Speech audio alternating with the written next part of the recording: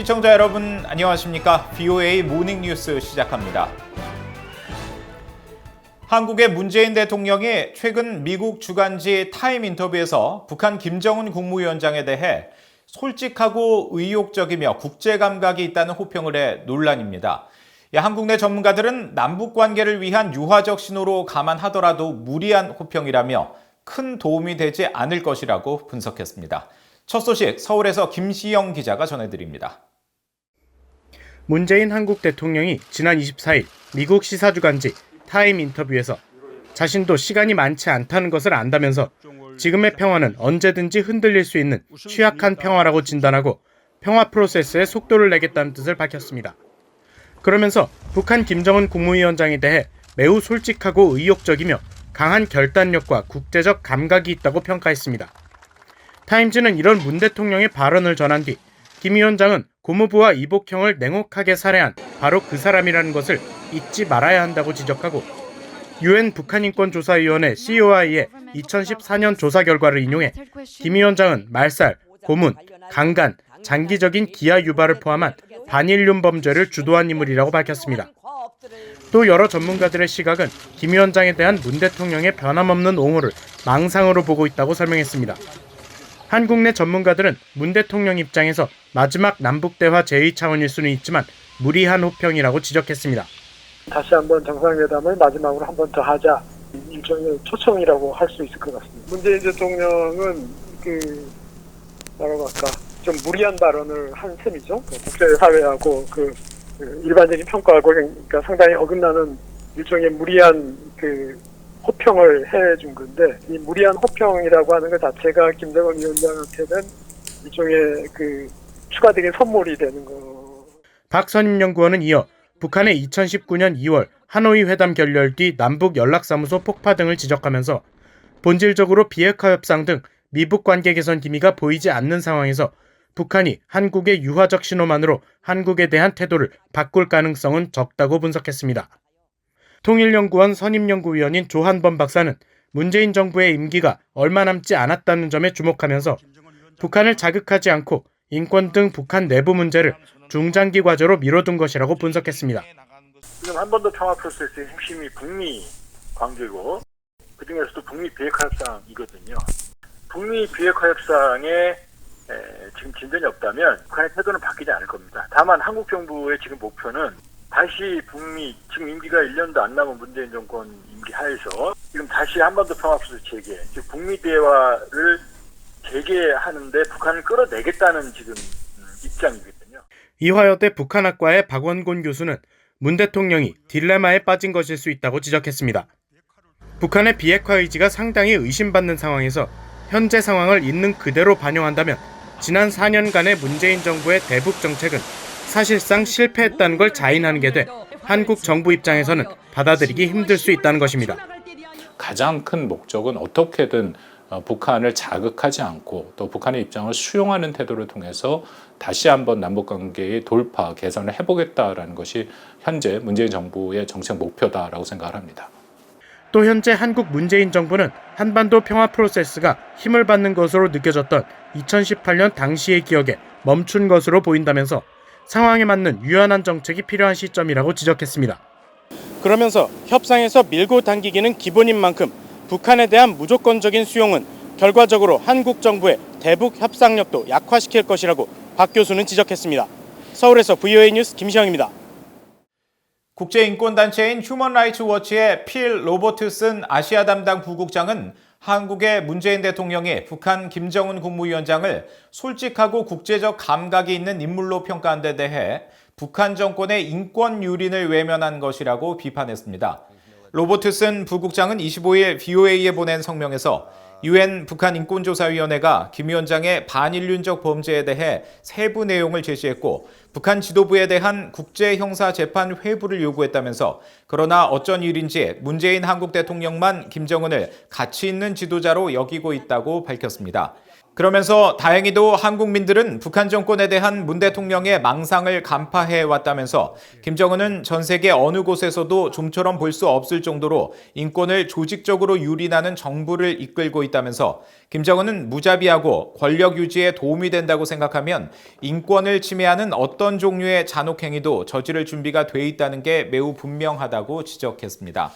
앞서 문재인 대통령은 지난 23일 공개된 미 주간지 타임과의 인터뷰에서 김 위원장에 대해 매우 솔직하고 의욕적이며 강한 결단력을 보여줬고 국제적 감각도 갖추고 있다고 평가하면서 그는 자신에게 우리 미래 세대에게 더 나은 미래를 물려줘야 하며 우리 아이들까지 핵을 머리에 이고 살게 할 수 없다고 진지하게 말했다고 밝혔습니다.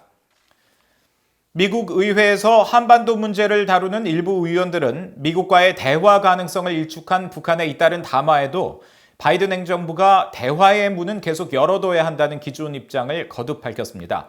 북한은 신뢰할 수 없는 상대, 벼랑 끝 전술 등의 지적과 함께 북한 주민들의 기본 인권에 대한 지원은 계속해야 한다는 의견도 나왔습니다.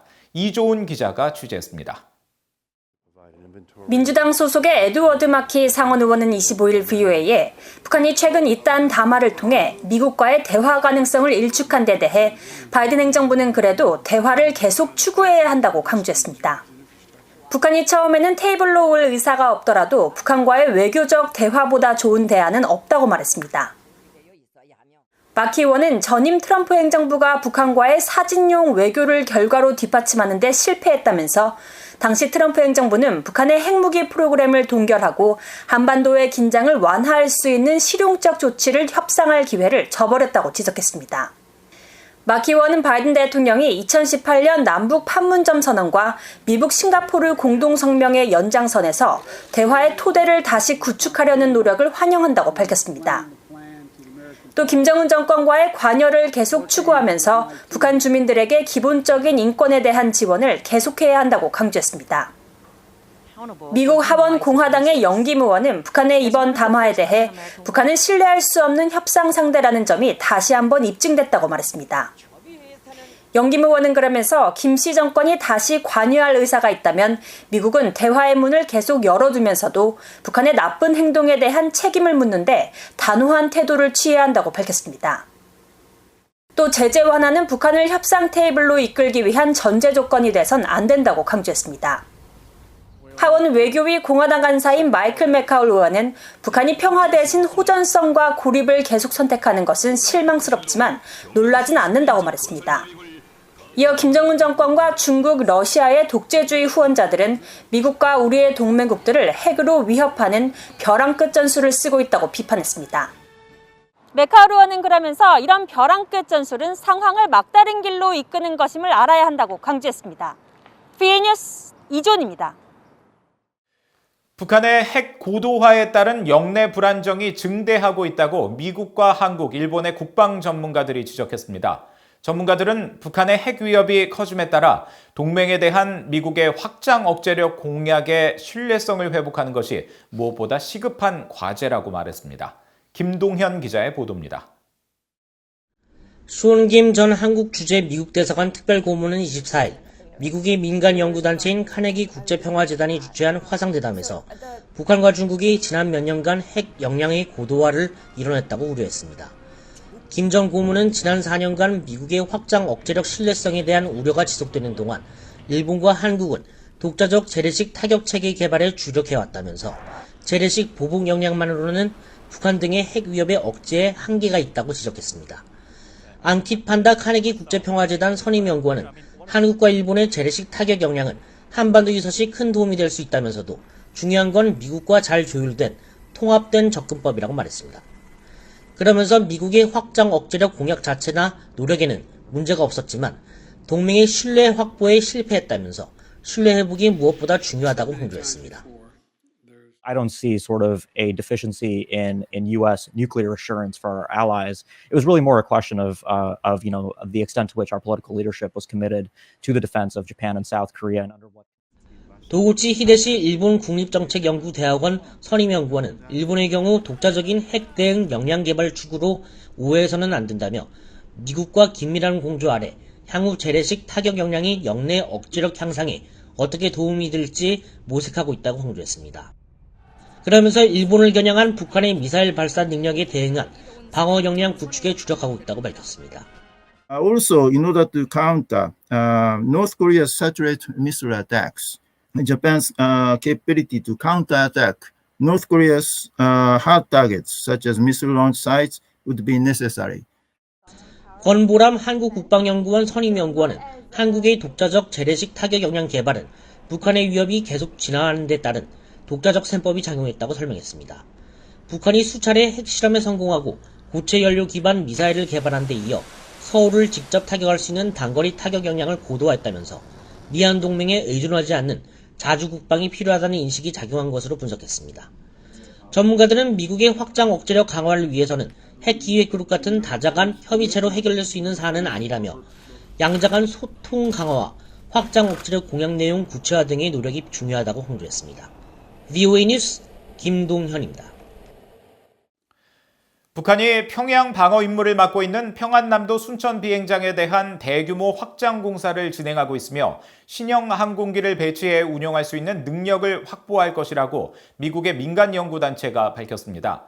미국의 민간연구단체인 전략국제문제연구소 CSIS의 북한 전문 사이트 분단을 넘어서는 최근 위성사진을 토대로 순천 비행장에 있던 기존 전투기들이 인근으로 이동 배치됐고 기존 활주로를 늘리는 확장 공사가 진행 중인 정황이 포착됐다고 전했습니다. 또 전에 없던 계류장이 6월 이후 신설되고 기존 계류장도 콘크리트 포장이 확장되고 있음을 확인했으며 지반공사에 필요한 자재들도 확인되고 있다면서 확장공사와 함께 지반 강화 공사도 병행 중인 것으로 분석했습니다. 보고서는 그러면서 기존 활주로 확장 공사와 함께 지반 강화 공사가 이루어진다는 것은 순천 비행장에 더 무거운 중량의 신형 전투기들이 배치 운용될 수 있음을 의미한다고 지적했습니다. 한국방위사업청이 유사시 북한의 장사정포를 요격하고 무력화시킬 수 있는 한국형 아이언돔 개발에 착수했다고 밝혔습니다. 방위사업청은 28일 보도자료를 통해 서욱 국방부 장관 주재로 137회 방위사업 추진위원회를 열어 북한 장사정포 위협에 대응한 요격체계 사업을 한국 내 연구개발로 추진하기로 했다고 밝혔습니다. 총 사업비 약 2조 9천억 원이 투입되는 이번 사업은 북한의 장사정포 위협으로부터 국가 주요시설과 군사보안시설을 방어하기 위한 것으로 여러 장소에 유도탄 발사대를 설치해 돔 형태의 방공망을 유지함으로써 적의 장사정 포탄을 요격할 수 있어 한국형 아이언돔으로 평가받고 있습니다. 방위사업청은 또 산악지형이 많아 활주로 여건이 제한적인 한반도의 지형적 요건에 따라 북한 전력에 대한 효율적인 공중 감시 정찰이 가능하도록 수직 이착륙 능력을 보유한 무인 항공기를 확보하는 사업도 자체 개발에 착수하기로 했으며 미국 공군과 협력해 한국 공군의 주력 F-35A 성능 개량 사업도 추진하기로 했다고 설명했습니다. 이상으로 VOA 모닝 뉴스를 마칩니다. 시청해주신 여러분 고맙습니다.